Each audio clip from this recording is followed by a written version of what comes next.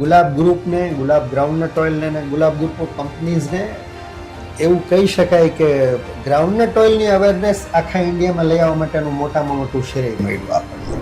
આજે ગુલાબ છે એ groundnut ઓઇલમાં benchmark છે. આખા ઇન્ડિયામાં જ્યારે ગ્રાઉન્ડનટ ઓઇલની વાત આવે તો ગુલાબ નંબર 1 છે, બેન્ચમાર્ક છે. લોકો પૂછે કે ભાઈ ગુલાબના શું રેટ્સ?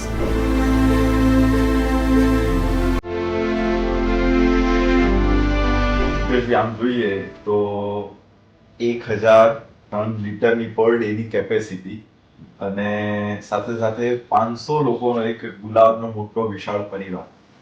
તો ગુલાબના પરિવારનું કલ્ચર જે જોઈએ તો એ કલ્ચરની અંદર તમે કઈ કઈ બાબતો ડેવલપ કરવાનો સતત પ્રયાસ કરતા? તો શરૂઆતથી જે બહુ નાને પાયેથી જ્યારથી આપણે શરૂઆત કરી તો એક વસ્તુ થઈ ગઈ કે એક પરિવાર જેવી ભાવના કે ભાઈ આખો સ્ટાફ છે એ આપણો પરિવાર છે. ને ભાઈ સિંગદાણા અમે આમ બી વેચતા જ હતા, ફ્લેવર્ડ કરીએ, just one step ahead. So we that how we started અને એનું નામ બી ગુલાબ ફૂડ્સ જ રાખ્યું, just change the logo Gulab Foods. સિંગતેલનો ગુજરાતી લોકોને સિંગતેલનો ક્રેઝ તો છે જ, એ બધા આપણે જાણીએ જ છીએ.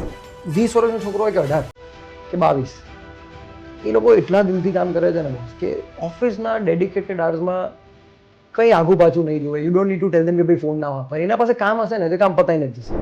ગ્રાઉન્ડનટ ઓઇલની ક્વોલિટી બધા મિલવાળા ઇમ્પ્રૂવ કરે, લોકો સુધી પ્રોપર ડિસ્ટ્રીબ્યુશન થઈ પહોંચે, એ એક મોટામાં મોટી અમારા માટે ચેલેન્જ. ઇન્ડિયામાં સેલ્સ જે ડિજિટલનું એકચ્યુઅલ અવેરનેસ ત્યારે આવી જ્યારે એમેઝોન ને ફ્લિપકાર્ટ આવ્યા. કારણ કે કેવું હતું કે people knew Instagram and Facebook as entertainment mediums. એના પહેલા 2016-15 પહેલા બધું એન્ટરટેનમેન્ટમાં ચાલતું હતું, but people did not realise કે આ બધું બિઝનેસમાં બી કન્વર્ટ થઈ. શું કર્યું? I started deploying 10% of the budgets to digital spends. કે ભાઈ સૌથી પહેલા ગુલાબ બોયઝનું ફેસબુક પેજ બનાવ્યું. We did 1 lakh followers there.